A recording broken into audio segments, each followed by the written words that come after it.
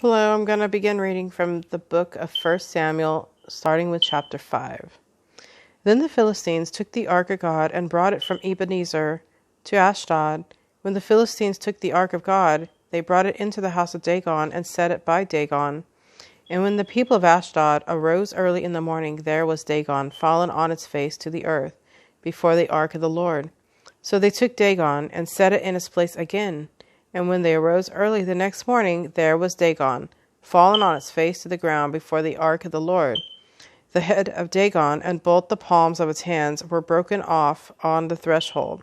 Only Dagon's torso was left of it. Therefore, neither the priests of Dagon nor any who came into Dagon's house tread on the threshold of Dagon in Ashdod to this day. But the hand of the Lord was heavy on the people of Ashdod, and he ravaged them and struck them with tumors, both Ashdod and its territory.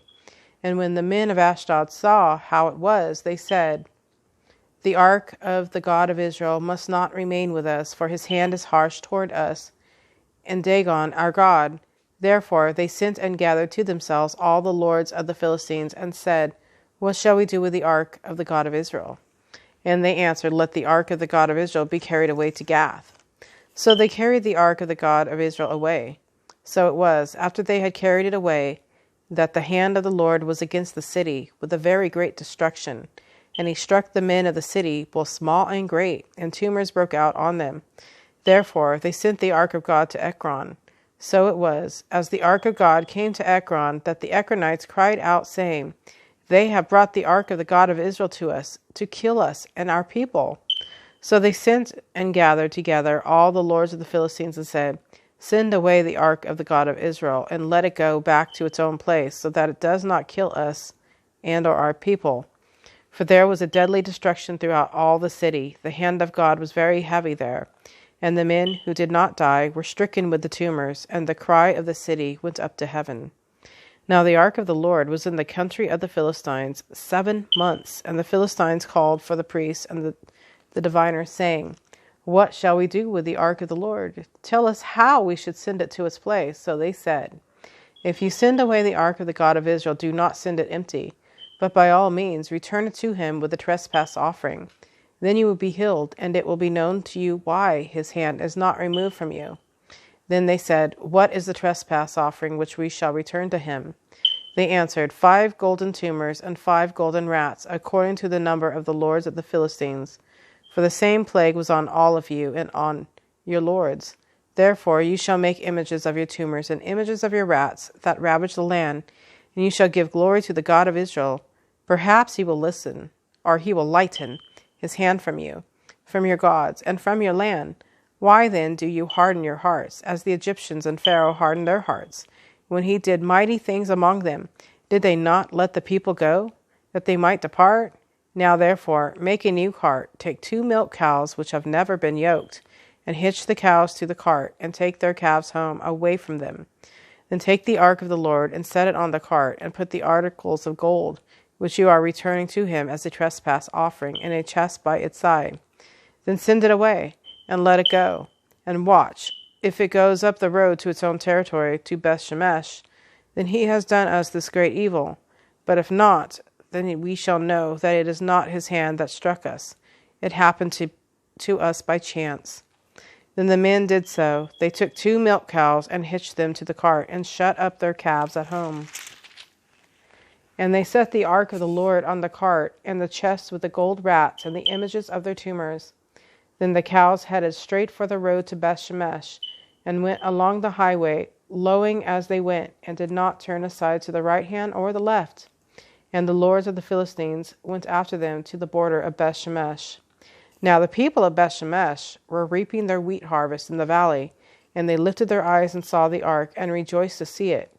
Then the cart came into the field of Joshua of Beth-shemesh, and stood there. A large stone was there. So they split the wood of the cart, and offered the cows as a burnt offering to the Lord. The Levites took down the ark of the Lord, and the chest that was with it, in which were the articles of gold, and put them on the large stone. Then the men of Beth-shemesh offered burnt offerings and made sacrifices the same day to the Lord. So when the 5 lords of the Philistines had seen it, They returned to Ekron the same day. These are the golden tumors which the Philistines returned as a trespass offering to the Lord, one for Ashdod, one for Gaza, one for Ashkelon, one for Gath, one for Ekron, and the golden rats according to the number of all the cities of the Philistines belonging to the 5 lords, both fortified cities and country villages, even as far as the large stone of Abel on which they set the ark of the Lord, which stone remains to this day in the field of Joshua of Beth-shemesh. Then he struck the men of Beth-shemesh, because they had looked into the ark of the Lord. He struck 50,070 men of the people, and the people lamented, because the Lord had struck the people with a great slaughter. And the men of Beth-shemesh said, Who is able to stand before the holy Lord God? And to whom shall it go up from us?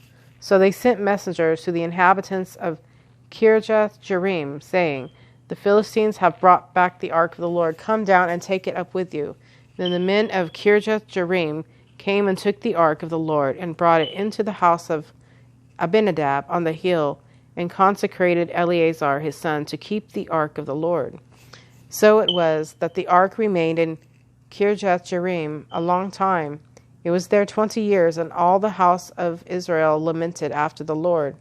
Then Samuel spoke to all the house of Israel, saying, If you return to the Lord with all your hearts, then put away the foreign gods and the Ashtoreths from among you, and prepare your hearts for the Lord, and serve him only, and he will deliver you from the hand of the Philistines. So the children of Israel put away the Baals and the Ashtoreths, and served the Lord only. And Samuel said, Gather all Israel to Mizpah, and I will pray to the Lord for you. So they gathered together at Mizpah, drew water, and poured it out before the Lord. And they fasted that day, and said there, We have sinned against the Lord. And Samuel judged the children of Israel at Mizpah. Now when the Philistines heard that the children of Israel had gathered together at Mizpah, the lords of the Philistines went up against Israel. And when the children of Israel heard of it, they were afraid of the Philistines. So the children of Israel said to Samuel, Do not cease to cry out to the Lord our God for us, that he may save us from the hand of the Philistines. And Samuel took a suckling lamb and offered it as a whole burnt offering to the Lord. Then Samuel cried out to the Lord for Israel, and the Lord answered him. Now, as Samuel was offering up the burnt offering, the Philistines drew near to battle against Israel. But the Lord thundered with a loud thunder upon the Philistines that day, and so confused them that they were overcome before Israel. And the men of Israel went out of Mizpah, and pursued the Philistines, and drove them back as far as below Beth-kar. Then Samuel took a stone, and set it up between Mizpah and Shen, and called its name Ebenezer, saying, Thus far the Lord has helped us. So the Philistines were subdued, and they did not come any more into the territory of Israel. And the hand of the Lord was against the Philistines all the days of Samuel. Then the cities which the Philistines had taken from Israel were restored to Israel, from Ekron to Gath, and Israel recovered its territory from the hands of the Philistines. Also there was peace between Israel and the Amorites. And Samuel judged Israel all the days of his life. He went from year to year on a circuit to Bethel, Gilgal, and Mizpah, and judged Israel in all those places. But he always returned to Ramah, for his home was there. There he judged Israel, and there he built an altar to the Lord. Now it came to pass, when Samuel was old, that he made his sons judges over Israel. The name of his firstborn was Joel, and the name of his second, Abijah. They were judges in Beersheba, but his sons did not walk in his ways. They turned aside after dishonest gain, took bribes, and perverted justice. Then all the elders of Israel gathered together and came to Samuel at Ramah, and said to him, Look, you are old, and your sons do not walk in your ways. Now make us a king to judge us like all the nations. But the thing displeased Samuel when they said, Give us a king to judge us. So Samuel prayed to the Lord, and the Lord said to Samuel, Heed the voice of the people in all that they say to you, for they have not rejected you, but they have rejected me, that I should not reign over them, according to all the works which they have done since the day that I brought them up out of Egypt, even to this day, with which they have forsaken me and served other gods. so they are doing to you also. Now, therefore, heed their voice. However, you shall solemnly forewarn them and show them the behavior of the king who will reign over them." So Samuel told all the words of the Lord to the people who asked him for a king, and he said, "This will be the behavior of the king who will reign over you. He will take your sons and appoint them for his own chariots and to be his horsemen, and some will run before his chariots. He will appoint captains over his thousands and captains over his 50s, will set some to plow his ground and reap his harvest, and some to make his weapons of war and equipment for his chariots. He will take your daughters to be perfumers, cooks, and bakers, and he will take the best of your fields, your vineyards, and your olive groves, and give them to his servants. He will take a tenth of your grain and your vintage, and give it to his officers and servants. And he will take your male servants, your female servants, your finest men, and your donkeys, and put them to his work. He will take a tenth of your sheep, and you will be his servants, and you will cry out in the day because of your king, whom you have chosen for yourselves, and the Lord will not hear you in that day. Nevertheless, the people refused to obey the voice of Samuel, and they said, "No, but we will have a king over us, that we also may be like all the nations, and that our king may judge us and go out before us and fight our battles." And Samuel heard all the words of the people, and he repeated them in the hearing of the Lord. So the Lord said to Samuel, "Heed their voice and make them a king." And Samuel said to the men of Israel, "Every man go to his city."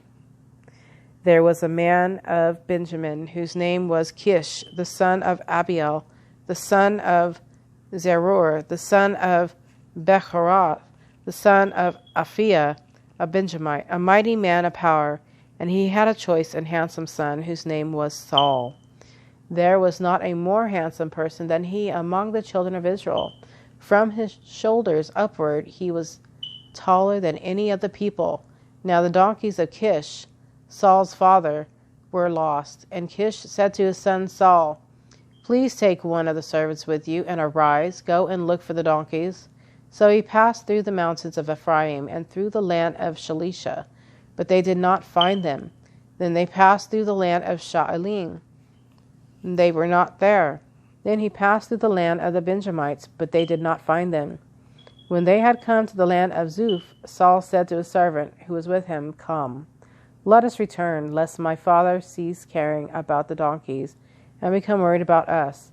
And he said to him, "Look, now there is in this city a man of God, and he is an honorable man. All that he says surely comes to pass. So let us go there. Perhaps he can show us the way that we should go." Then Saul said to his servant, "But look, if we go, what shall we bring the man? For the bread in our vessels is all gone, and there is no present to bring to the man of God.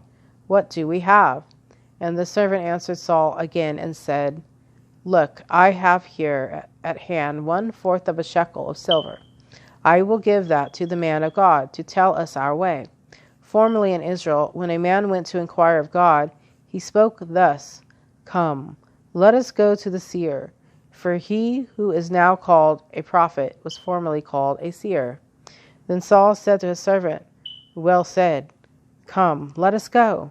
So they went to the city where the man of God was. As they went up the hill to the city, they met some young women going out to draw water, and said to them, "Is the seer here?" And they answered them and said, "Yes, there he is, just ahead of you. Hurry now, for today he came to this city, because there is a sacrifice of the people today on the high place. As soon as you come into the city, you will surely find him before he goes up to the high place to eat. For the people will not eat until he comes, because he must bless the sacrifice. Afterward, those who are invited will eat. Now, therefore, go up, for about this time you will find him." So they went up to the city. As they were coming into the city, there was Samuel coming out toward them on his way up to the high place.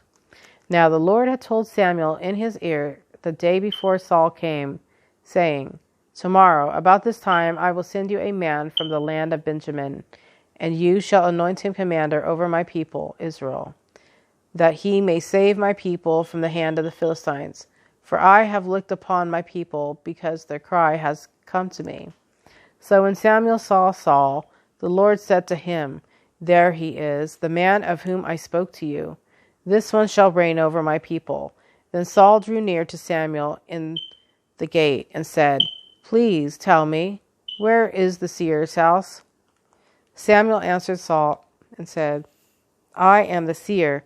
Go up before me to the high place, for you shall eat with me today, and tomorrow I will let you go and will tell you all that is in your heart. But as for your donkeys that were lost 3 days ago, do not be anxious about them, for they have been found. And on whom is all the desire of Israel?